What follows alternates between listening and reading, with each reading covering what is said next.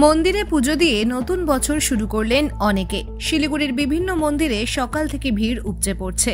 এদিন শিলিগুড়ির আনন্দময়ী কালীবাড়ি সহ অন্যান্য মন্দিরগুলিতেও প্রচুর ভক্তের সমাগম হয়। মায়ের দর্শন করেই নতুন বছর শুরু করেন তারা। বছরের আগামী দিনগুলি যেন সকলের ভালো কাটে, এই প্রার্থনা করেন। ব্যুরো রিপোর্ট, ভয়েস বাংলা সংবাদ। সকাল থেকে প্রচণ্ড সকালে অতটা না হলেও একটু বেলা ওঠার পরের থেকে প্রচণ্ড ভিড়। হ্যাঁ, সামাল দেওয়া মুশকিল হয়ে যাচ্ছে। এরকম ভিড় তো দেখতেই চোখের পরিস্থিতি না। এমনি সবাই আনন্দ করে। আমরা যেভাবে পরিচালনা করি, মন্দিরের যেভাবে করা হয় তোমরা সবসময় জানোই, তো সেইভাবেই আর কি আমরা করে যাচ্ছি এখন পর্যন্ত। চা খাওয়ার পর্যন্ত সময় নাই, এই পরিস্থিতি আমাদের। আমার কাছে আগে সবাই মঙ্গল মতো থাকুক, কুশলে থাকুক সবাই। 2024 সাল যেন সবার জন্য সুস্থ, শান্তি এবং রোগ মুক্ত থাকে সবার জন্য, এটাই মায়ের কাছে কামনা।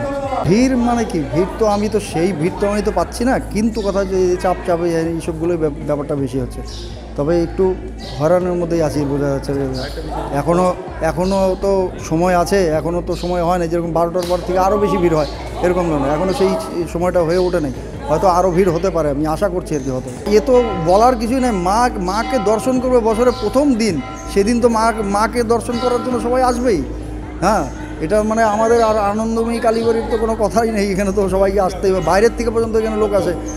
ফ্রান্সের থেকে আমাদের পর্যন্ত লোক এসছে এখানে পূজা দেওয়ার জন্য। হ্যাঁ, কত সুন্দর আনন্দের কথাই তো। আনন্দময়ী আমাদেরকে আনন্দ দিয়ে রেখেছে আর কি। এই কথা বলে আমি সমাপ্ত করছি।